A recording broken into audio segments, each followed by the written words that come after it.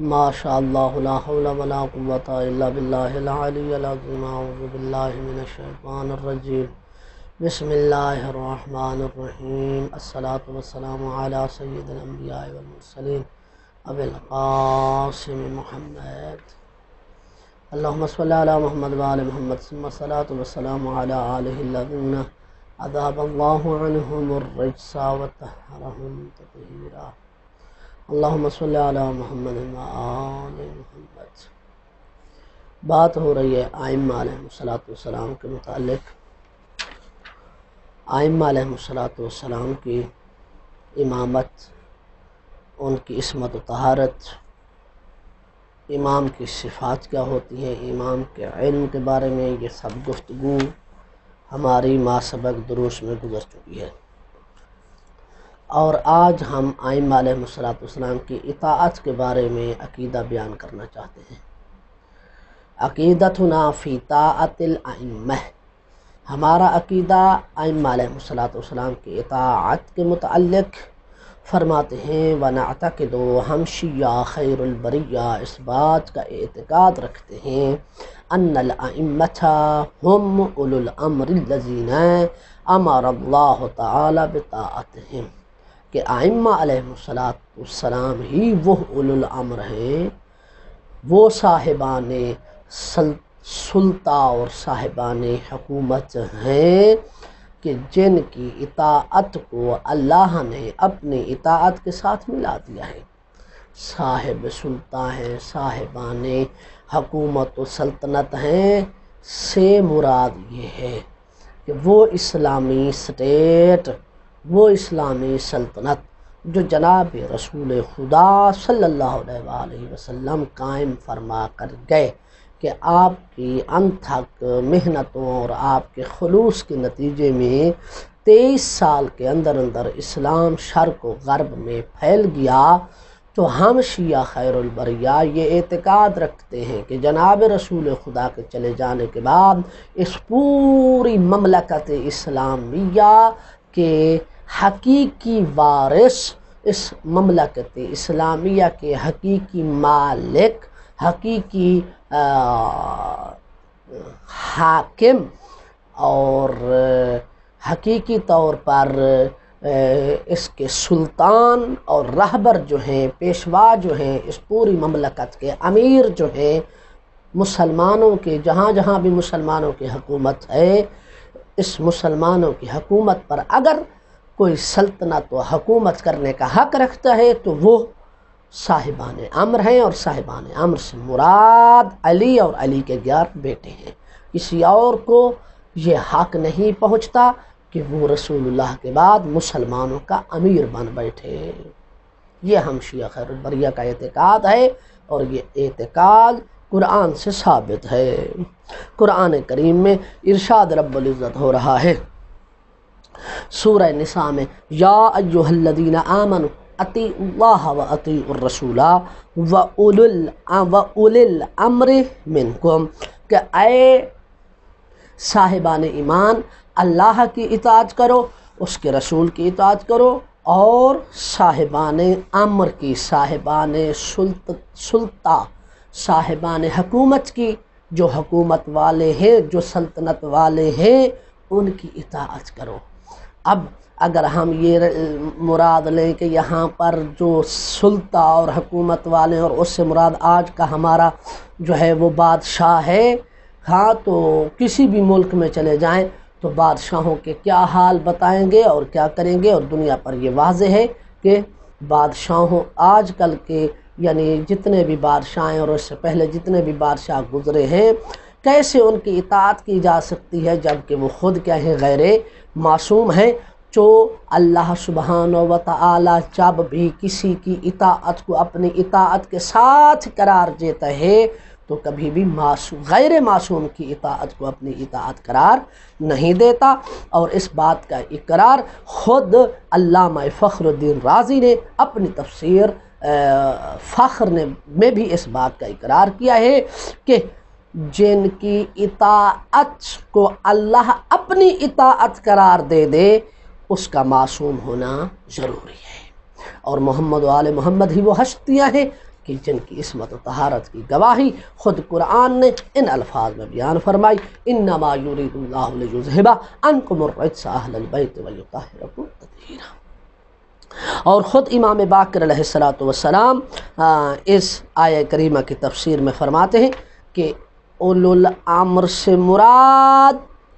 الائمۃ من ولد علی و فاطمہ الی ان تقوم الساعۃ، کہا کہ قیامت تک علی و فاطمہ کی اولاد سے جتنے بھی امام آئیں گے وہ سب کیا ہیں؟ اولو الامر ہیں، صاحب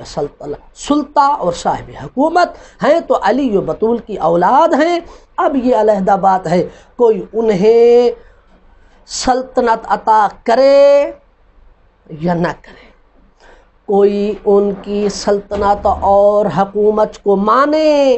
تب بھی وہ اولو الامر ہیں قرآن اور اہل بیت، قرآن اور حدیث کی نظر میں، اور کوئی انہیں نہ مانے اور انہیں ان کا حق نہ دے تب بھی وہ صاحبان امر ہیں، صاحب سلطہ ہیں، صاحب حکومت ہیں، اس سے ان پر کوئی فرق نہیں پڑتا۔ تو ہم شیعہ خیر البریہ کا قرآن اور حدیث کی نظر میں یہ اعتقاد ہے کہ ان الائمۃ ہم اولو الامر، کہ ائمہ علیہ السلام ہی صاحبان حکومت و سلطنت ہیں اسلامی مملکت کے، الذین، یہ وہ ہستیاں ہیں امر اللہ تعالی بطاعتہم، کہ جن کی اطاعت کرنے کا اللہ نے حکم دیا ہے، وانہم الشہداء، اور وہ کیا ہیں؟ وہ لوگوں کے اعمال پر گواہ ہیں، وَأَنَّهُمُ الشُّهَدَاءُ عَلَى النَّاسِ، اور وہ لوگوں کے اعمال پر کیا ہے؟ گواہ ہیں۔ فرماتے ہیں کہ وَأَنَّهُمْ أَبْوَابُ اللَّهِ، اور یہی ائمہ علیہ السلام اللہ کے دروازے ہیں، انہی کے ذریعے سے ہم نے خدا تک پہنچنا ہے، وَالسَّبَبُ إِلَيْهِ، اللہ تک پہنچنے کا ذریعہ ہے۔ اور قرآن مجید میں اللہ فرماتا ہے وَابْتَغُوا إِلَيْهِ الْوَسِيلَہ، خدا تک پہنچنے کا کوئی وسیلہ ڈھونڈو، خدا تک پہنچنے کا کوئی سبب تلاش کرو، اور یہ اہل بیت رسول ہی وہ ہے کہ جو اللہ تک پہنچنے کا مخلوق اور خالق کے درمیان بہترین وسیلہ ہے، اللہ تک پہنچنے کا بہترین سبب ہے۔ والادلاء علیہ، اللہ کی معرفت کرانے والے ہیں ائمہ علیہم السلام، وانہم عتبۃ عیبۃ علم، اور اللہ کے علم کا خزانہ ہے، وتراجمۃ وحی، اللہ کی وحی کے ترجمان ہیں، وارکان توحید ہی، اللہ کی توحید کے رکن ہیں، ارکان ہیں، توحید انہی کی وجہ سے قائم ہے، وہ خزان و معرفت ہی، اور اللہ کی معرفت کے خزانے ہیں، وَلِذَا كَانُوا أَمَانًا لِأَهْلِ الْأَرْضِ كَمَا أَنَّ النُّجُومَ أَمَانٌ لِأَهْلِ السَّمَاءِ، فرماتے ہیں ہم شیعہ خیر البریہ اس بات کا اعتقاد رکھتے ہیں کہ ائمہ علیہم السلام علی اور علی کے 11 بیٹے جناب علی ابن ابی طالب، جناب حسن مجتبیٰ، جناب حسین سید الشہداء، جناب علی زین العابدین، جناب باقر علم الاولین والآخرین، جناب جعفر صادق، جناب موسیٰ کاظم، جناب علی الرضا، جناب محمد تقی، جناب علی نقی، جناب حسن عسکری، جناب ہادی مہدی صاحب آخر الزمان، یہ وہ 12 ہستیاں ہیں جو رسول اللہ کے برحق خلیفے ہیں اور مسلمانوں کے پیشوا ہیں، اولی الامر ہے، صاحب سلطہ ہے، جہاں جہاں بھی اسلامی مملکت ہے، جہاں جہاں بھی اسلامی مملکت ہے، تمام اسلامی مملکت کے اگر حقیقی وارث ہیں رسول اللہ کے بعد، اگر رسول اللہ کے بعد صاحب سلطہ ہیں، کوئی مسلمانوں کا حقیقی امیر ہے، تو وہ یہی ہستیاں ہیں کہ جن کے بارے میں جن کے بارے میں ہم شیعہ خیر البریہ یہ اعتقاد رکھتے ہیں اللہ کے دروازے ہیں، اللہ کی تک پہنچنے کا وسیلہ ہیں، خدا کے علم کا خزانہ ہیں، اس کی وحی کے ترجمان ہیں، اس کی معرفت کے خزانے ہیں، اور یہ اہل زمین کے لیے اس طرح امان ہے جس طرح کے ستارے اہل آسمان والوں کے لیے، اہل آسمان کے لیے امان ہیں۔ اور اپنی طرف سے ہم کہتے ہی نہیں ہیں الا حد تعبیر ہی، یہ عقیدہ ہم اس بنا پر رکھتے ہیں کہ جو جناب رسول خدا فرما کر گئے ہیں۔ کیسے کہ وارد عن رسول اللہ، جناب رسول خدا سے یہ وارد ہوا کہ آپ نے فرمایا النجوم اہل لأہل السماء واہل بیتی امان لامتی، کہ آسمان کے ستارے اہل آسمان والوں کے لیے امان ہیں، واہل بیتی امان لامتی، اور میری اہل بیت میری امت کے لیے امان ہے۔ وَكَذَلِكَ عَلَى حَدِّ قَوْلِهِ أَيْضًا، اور اسی طرح جناب رسول خدا کی یہ بھی تعبیر ہے، یہ بھی جناب رسول خدا نے فرمایا إِنَّ مَثَلُهُمْ فِي هَذِهِ الْأُمَّةِ، بے شک میری اہل بیت کی مثال اس امت میں کا سفینۃ نوح، وہ سفینہ نوح جیسی ہے، من راکبها نجا، جو میری اہل بیت کی کشتی میں سوار ہوا وہ نجات پا گیا، ومن تخلف عنہا، اور جس نے انہیں چھوڑ دیا، جو اہل بیت رسول کے، جس نے اہل بیت رسول کے مذہب کو اختیار نہ کیا، جو اہل بیت رسول کی کشتی میں سوار نہ ہوا، غرق وہوا، وہ غرق ہو گیا اور گمراہ ہو گیا، راہ حق سے پھر گیا۔ یہ حدیث جو ہے وہ کہاں لکھی ہوئی ہے؟ فرماتے یہ حدیث دعائم الاسلام میں لکھی ہوئی ہے، عیون اخبار الرضا میں لکھی ہوئی ہے، امالی الصدوق میں لکھی ہوئی ہے، اور بھی بہت سی اس میں جو ہے وہ حوالے موجود ہیں۔ فرماتے وَأَنَّهُمْ حَسْبَ مَا جَاءَ فِي الْكِتَابِ الْمَجِيدِ، فرماتے ہیں یہ وہ ہستیاں ہیں کہ جو مصداق ہیں اس کا کہ جو قرآن مجید میں آیا ہے، ان کیا بل عباد مکرمون، بلکہ وہ اللہ کے بندے ہیں جو صاحبان عزت و کرامت ہے، لا یسبقونہ بالقول، وہ اللہ سے قول کے حوالے سے کبھی سبقت ہی نہیں کرتے، وہم بامرہ یعملون، بس وہ اللہ کے امر کے ہی پابند ہیں، بس اور بس۔ یعنی مطلب یہ ہوا کہ وہ ہستیاں کہ جن سے کبھی کسی لحظہ میں بھی خدا کی نافرمانی ثابت نہ ہوئی ہو، اگر وہ ہیں تو وہ اہل بیت رسول ہیں، کہ جن کی تعریف خدا ان الفاظ میں کر رہا ہے کہ وَهُمْ بِأَمْرِهِ يَعْمَلُونَ، وہ اللہ کے امر پر ہی عمل کرتے ہیں، اللہ کے امر کے پابند ہیں، یعنی ان سے کسی قسم کا کوئی گناہ سرزد نہیں ہوتا، حالانکہ وہ اس بات پر قادر ہیں کہ وہ کر سکتے ہیں، مگر جانتے ہوئے اس بات کو کہ یہ ہے لیکن نہیں کرتے۔ کسی نے پوچھا تو امام علیہ السلام نے جواب دیا کہ ہاں، ہم قدرت ہے ہم میں کہ ہم برائی کر سکتے ہیں لیکن نہیں کرتے، اس لیے کہ ہمارے سامنے برائی کی حقیقت اس طرح واضح ہے جس طرح کے ہاتھ کی انگلیاں ہوا کرتی ہیں، تو ہم نجاست کے قریب نہیں جاتے، کیوں؟ ہمیں پتہ ہے یہ بری چیز ہے، کبھی نہیں جائیں گے۔ اسی طرح ائمہ علیہ السلام کی نظر میں گناہ کی حقیقت اس طرح واضح ہے جس طرح ہمارے ہاں ایک نجاست کی حقیقت واضح ہوتی ہے، تو جس طرح ہمارے ہاں تصور نہیں ہے نجاست کے قریب جانے کا، اس طرح ائمہ علیہ السلام کے ہاں بھی نجاست کے گناہ کے قریب جانے کا تصور نہیں ہے، حالانکہ وہ اس بات پر قادر ہیں، مجبور نہیں ہے، جس طرح کہ ہم اس بات پر قادر ہیں کہ نجاست کے قریب جائیں مگر ہم نہیں جاتے، ٹھیک ہے۔ وَأَنَّهُمُ الَّذِينَ أَذْهَبَ اللَّهُ عَنْهُمُ الرِّجْسَ، اور یہی وہ ہستیاں ہیں کہ جن کے بارے میں اللہ نے ان سے ہر قسم کی، رجس معنی ہوتا ہے ہر قسم کی برائی، الرجس یعنی الف لام جو ہے استغراق کا ہے، کل الرجس، الرجس اے کل الرجس اے کل ذنب ما یقال بہ ذنب او کل ظلم ما یقال بہ ظلم، ہر وہ کہ جسے ظلم کہا جاتا ہے، ہر وہ کہ جسے برائی کہا جاتا ہے، اس سے اللہ سبحانہ و تعالی نے ان سے اس رجس کو، برائی کو، ظلم کو اس طرح دور کر دیا ہے، ہاں،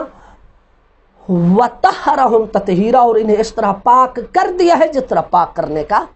حق ہے۔ لہذا اگر کوئی شخص اس آیہ کریمہ کے آ جانے کے بعد بھی آئمہ علیہم الصلاۃ والسلام محمد و آل محمد کے بارے میں کسی بھی برائی کا گمان کرتا ہے تو اس کی طینت میں خباثت ہے، اس کی خب سے باطنی ہے، اس کی طہارت میں خباثت ہے، اس کی ولادت میں خباثت ہے، جس کی وجہ سے وہ قرآن مجید کی اس آیہ کے آ جانے کے باوجود بھی ان ہستیوں پر جسارت کر رہا ہے۔ بل نہ تاکدو، بلکہ ہم شیعہ خیر البریہ یہ اعتقاد رکھتے ہیں ان امرہم امر اللہ، کہ اہل بیت کا حکم اللہ کا حکم ہے، وَنَحْيُهُمْ نَحْيُهُ، ان کا منع کرنا اہل بیت رسول کا منع کرنا ہے، وَطَاعَتُهُمْ طَاعَتُهُ، اہل بیت رسول کی اطاعت ان کی اطاعت اللہ کی اطاعت ہے، وَمَعْصِيَتُهُمْ مَعْصِيَتُهُ، اور اہل بیت رسول کی نافرمانی حقیقت میں اللہ کی نافرمانی ہے، وَوَلِيُّهُمْ وَلِيُّهُ، اور ان سے محبت کرنے والا اللہ سے محبت کرنے والا ہے، وَعَدُوُّهُمْ عَدُوُّهُ، اور اہل بیت رسول سے دشمنی کرنے والا اللہ سے دشمنی کرنے والا ہے۔ وَلَا يَجُوزُ الرَّدُّ، کہتے ہیں رد علیہم، اہل بیت رسول کو رد کرنا جائز نہیں ہے، یہ کہنا نہیں مانتے ہم ان کے مذہب کو نہیں مانتے، ہم ان کے طریقہ کار پر عمل نہیں کرتے، ہاں، انہیں چھوڑ کر کسی اور کو اپنانا یہ رد ہے۔ ولا یجوز الرد علیہم، اہل بیت رسول کو رد کرنا جائز نہیں ہے۔ والراد علیہم کالراد علی الرسول، انہیں رد کرنے والا تو رسول کو رد کرنے والا ہے، اس لیے کہ جناب رسول خدا انہیں معین فرما کر رہ گئے ہیں، والراد علی الرسول کالراد علی اللہ، اور رسول اللہ کو رد کرنے والا اللہ کو رد کرنے والے کی مانند ہے، اس لیے کہ جناب رسول خدا تو وہ ہے کہ جن کی قول و فعل کی ضمانت خود خدا نے ان الفاظ میں دی، وما ینطق عن الهوی ان هو الا وحی یوحی، ارشاد ہوا کہ میرا نبی تو بغیر وحی کے کلام ہی نہیں کرتا، تو معلوم ہوا کہ جب بھی امور دینیہ میں اللہ کا نبی کوئی کلام کرتا ہے تو وہ اللہ کی وحی کے ساتھ کرتا ہے، لہذا اگر اللہ کے نبی نے خم غدیر کے مقام پر علی کو اپنا خلیفہ معین کیا ہے اور بقیہ ائمہ علیہم الصلاۃ والسلام کو اولو الامر کا مصداق قرار دیا ہے تو یہ اللہ کے حکم سے کیا ہے۔ تو اب جو ائمہ علیہم الصلاۃ والسلام کو، علی اور علی کے 11 بیٹوں کو اولو الامر کی منزل پر نہ مانے، انہیں اپنا امام نہ مانے، انہیں رسول اللہ کا برحق خلیفہ تسلیم نہ کرے، کرات علی الرسول، وہ ایسے ہے جیسے اس نے رسول اللہ کو رد کر دیا ہے، والراد علی الرسول، اور رسول اللہ کو جو رد کر دیتا ہے، رسول اللہ کے فرامین پر جو عمل نہیں کرتا، رسول کی باتوں کو جو نہیں مانتا، کرات علی اللہ، وہ ایسی ہے جیسے اس نے اللہ کو رد کر دیا ہو۔ اللہ اکبر، اور جو اللہ کو رد کرتا ہے وَهُوَ عَلَى حَدِّ الشِّرْكِ بِاللَّهِ، امام جعفر صادق علیہ السلام کی حدیث ہے کہ امام جعفر صادق علیہ السلام فرماتے ہیں کہ اللہ کی بات کو رد کرنے والا شرک کی منزل تک پہنچ جاتا ہے۔ پس نتیجہ کیا نکلا؟ فَيَجِبُ التَّسْلِيمُ لَهُمْ، ائمہ علیہم السلام کو تسلیم کرنا فرض ہے، وَالْإِنْقِيَادُ لِأَمْرِهِمْ، اور ان کے امر کی، ان کے حکم کی اطاعت اور تابعداری کرنا فرض ہے، وَالْأَخْذُ بِقَوْلِهِمْ، اور ان کی باتوں کو لینا ضروری ہے۔ اس لیے امام باقر علیہ السلام فرماتے ہیں کہ ہمارا شیعہ وہ ہے جو اللہ کی اطاعت کرتا ہے، واجبات کو ادا کرتا ہے، محرمات سے اجتناب کرتا ہے، ور اور تقوی اختیار کرتا ہے۔ امام باقر علیہ السلام فرماتے ہیں وَمَن لَّمْ يَتَّقِ اللَّهَ، کہ جو تقوی الہی اختیار نہ کرے، جو خداوند عالم کے فرامین، اوامر اور نہی کی پابندی نہیں کرتا، فَلَيْسَ بِشِيعَتِنَا، پس وہ ہمارا شیعہ نہیں ہے، بلکہ امام باقر علیہ السلام فرماتے ہیں بل ہوا عدو لنا، بلکہ وہ ہمارا دشمن ہے۔ تو لہذا اس لیے فرمایا وَالْأَخْذُ بِقَوْلِهِمْ، ان کی باتوں کو ماننا، ان کے حکم کی تابعداری کرنا فرض ہے، واجب ہے، نہیں کرتے تو ہم شیعہ ہونے سے خارج ہو جائیں گے، پھر ہم لقلقہ لسانی ہوگا، نام کے تو شیعہ ہوں گے، کام کے شیعہ نہیں ہوں گے۔ وَلِهَذَا نَعْتَقِدُ، اسی وجہ سے ہم اعتقاد رکھتے ہیں ان الاحکام الشرعیۃ الالہیۃ لا تستقی الا من نمیر مائہم، کہ احکام شرعیہ سیریاب نہیں ہو سکتے مگر اہل بیت رسول علیہ السلام کے صاف شفاف پانی سے، صحیح، ولا یصح اخذھا الا منہ، اور احکام شرعیہ کو لینا درست نہیں ہے مگر انہی اہل بیت رسول سے۔ تو کہنے کا مطلب یہ ہے، صاحب کتاب یہاں یہ کہنا چاہتے ہیں کہ احکام شرعیہ پر صحیح طریقے سے عمل پیرا ہوا جا سکتا ہے، اگر احکام شریعہ پر عمل پیرا ہونا ہے، رسول کی شریعت پر عمل کرنا ہے، تو انہی پاک ہستیوں کے صاف شفاف پانی سے ہی کرنا ہے، یعنی انہی پاک ہستیوں کے راستے پر چل کر ہی کرنا ہے، انہی سے ہی احکام شرعیہ لینے ہیں، ان کے علاوہ سے احکام شرعیہ لینا جائز نہیں ہے۔ ولا تفرغ ذمۃ المکلف بالرجوع الی غیرہم، اگر کوئی شخص اہل بیت رسول کو چھوڑ کر احکام شرعیہ لینے کے لیے کسی اور کو اپنا امام بنا لیتا ہے تو کہتے ہیں کہ اس کا ذمہ بری نہیں ہوگا۔ ولا یطمئن بینہ وبین اللہ تعالی الی انہ قد ادى ما علیہ من التکالیف المفروضۃ الا من طریقتہم، کہتے ہیں کہ اللہ اور اس کے درمیان اطمینان یعنی ولا یطمئن المکلف، مکلف کی طرف جائے گی، مکلف اپنے اور خدا کے درمیان اطمینان حاصل نہیں کر سکے گا، جو کچھ اس نے اپنی تکالیف جو اس پر لاگو کی گئی تھیں ان کو ادا کیا، اسے اطمینان اس وقت تک حاصل نہیں ہو سکتا، وہ اطمینان اس وقت تک اپنی تکالیف کے جو اس پر لاگو تھی انہیں ادا کرنے پر اسے اطمینان نہیں ہو سکتا الا من طریقہ، مگر یہ کہ وہ تکالیف شرعیہ، نماز ہو، روزہ ہو، حج ہو، زکوٰۃ ہو، خمس ہو، جہاد ہو، ان تمام تکالیف کو اہل بیت رسول کے طریقے پر انجام دے۔ اگر وہ اہل بیت رسول کے طریقے پر انجام نہیں دیتا، ان کے مذہب پر انجام نہیں دیتا، اور ان کے علاوہ دوسرے کے مذہب کو اختیار کرتے ہوئے ان عبادات کو انجام دیتا ہے، تو صاحب کتاب فرماتے ہیں کہ ان کی عبادات قابل قبول نہیں ہوں گی اور اس کا ذمہ قیامت کے دن بری نہیں ہوگا۔ انہم، کیونکہ اہل بیت رسول وہ ہیں، کیا وجہ ہے کہ بس ہم نے اہل بیت رسول سے ہی شریعت محمدیہ کو لینا ہے؟ انہم کسفینۃ نوح، اس لیے کہ یہ سفینہ نوح کی مانند ہے، من راکبہا نجا، کہ جو اس میں سوار ہوا وہ نجات پا گیا، ومن تخلف عنہا، جس نے انہیں چھوڑ دیا، غرقا فی ھذا البحر، وہ غرق ہو گیا اس سمندر میں، المائج، جو ٹھاٹھے مارتا ہوا ہے، الزاخر، کہ جس کی ٹھاٹھے مارتی ہوئی موجیں، المائج، جو سمندر یعنی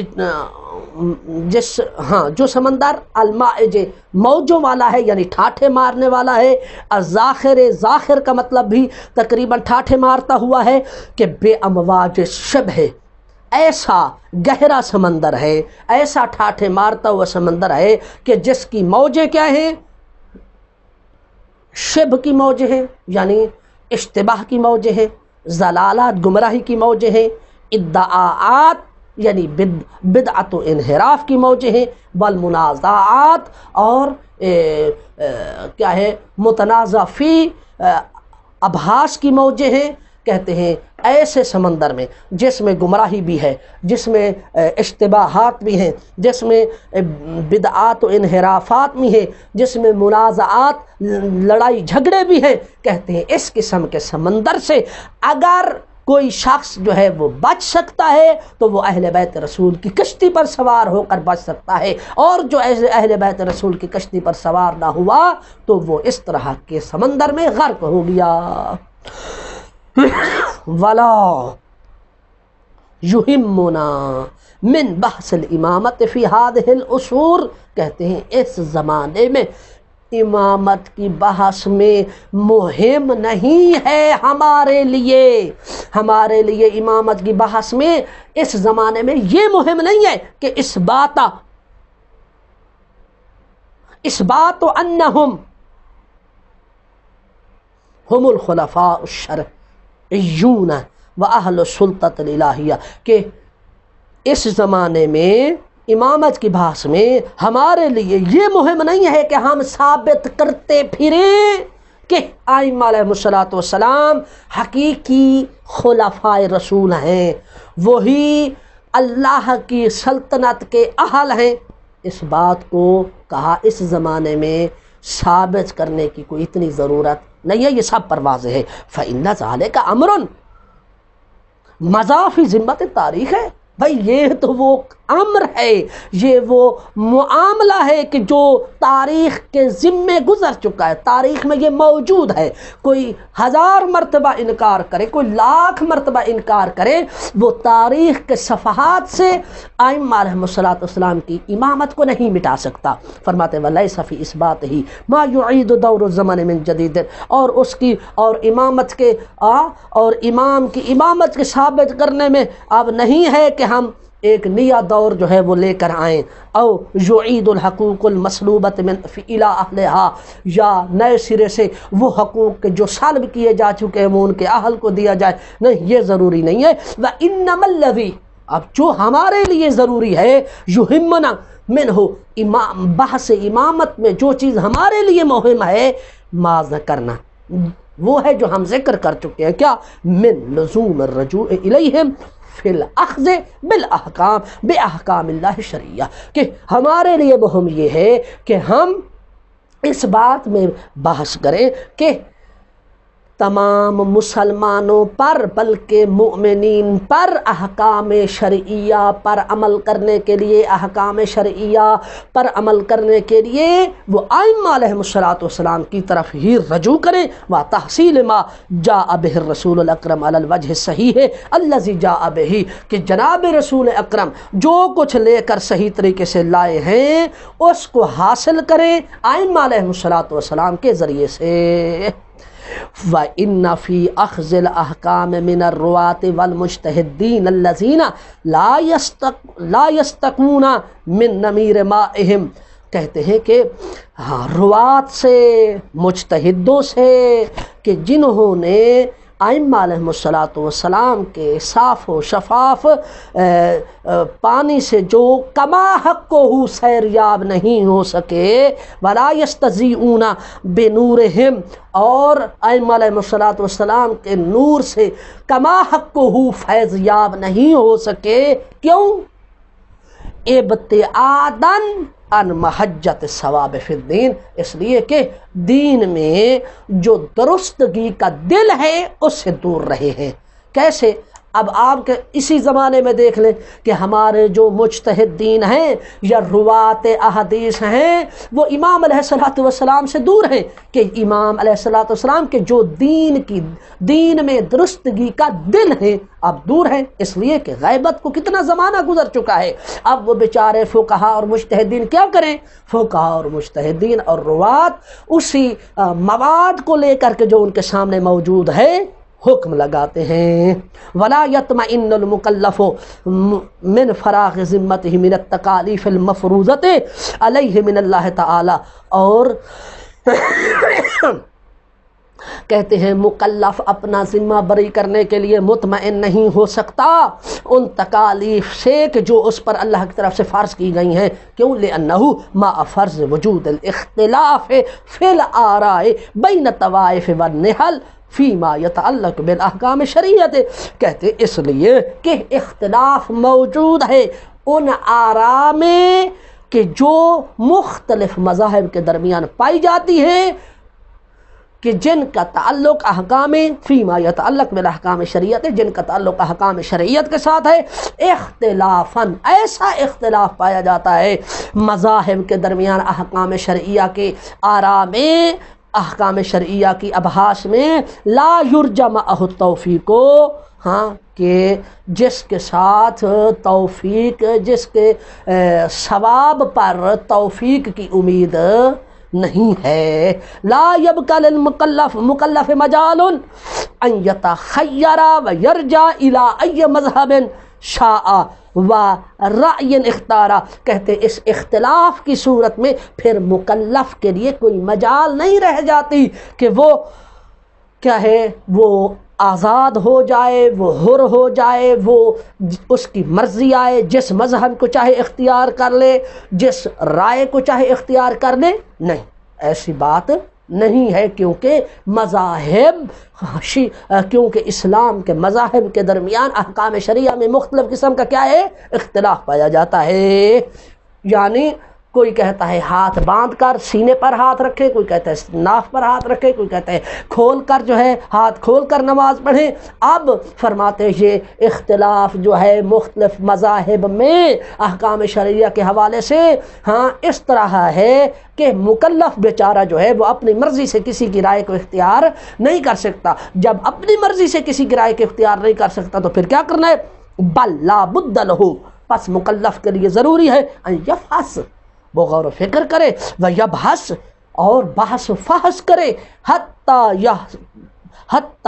تحصل لہ الحجۃ القاطعۃ بینہ و بین تعالی علی تعیین مذہب خاص، یہاں تک کہ اس کے پاس ایسی دلیل آ جائے جو یقینی ہو اس کے اور اللہ کے درمیان کسی خاص مذہب کو معین کرنے کے لیے، یتیقن کہ جس خاص مذہب کو اختیار کر کے وہ یقین کر لے اس بات کا کہ انہو یتوسل بہ الی احکام اللہ، کہ اب اس مذہب کے ذریعے سے میں اللہ کے احکام تک پہنچ سکتا ہوں، وتفرغ بہ ذمتہ من التکالیف المفروضۃ، اور وہ یقین کر لے اس بات کا کہ اب اس مذہب کو اختیار کر کے میرا ذمہ جو ہے ان تکالیف سے بری ہو سکتا ہے جو مجھ پر لاگو کی گئی ہیں احکام شرعیہ میں، فإنہ کما یقطع بوجود احکام مفروضۃ علیہ، کیونکہ وہ یقین رکھتا ہے کہ اس پر احکام اللہ کی طرف سے فرض ہیں، یجب ان یقطع بفراغ ذمتہ منہا، جس طرح کہ اس نے اس بات کا یقین کیا ہوا ہے کہ مجھ پر اللہ کی طرف سے احکام ہیں کہ جنہیں میں نے ادا کرنے ہیں، نواب ہے، روزہ ہے، حج ہے، زکوٰۃ ہے، خمس ہے، جہاد ہے، وغیرہ وغیرہ، تو اسی طرح واجب ہے کہ اب ان احکامات کے ذمہ کے فارغ ہونے کا بھی کیا کرے، یقین کرے، کیونکہ فإن الاشتغال الیقینی یستدعی الفراغ الیقینی، کیونکہ یقینی طور پر کسی کام میں مشغول ہونا یہ فراغ یقینی کا تقاضا کرتا ہے۔ بقیہ مطلب کو آئندہ درس میں بیان کیا جائے گا۔ والحمدللہ رب العالمین۔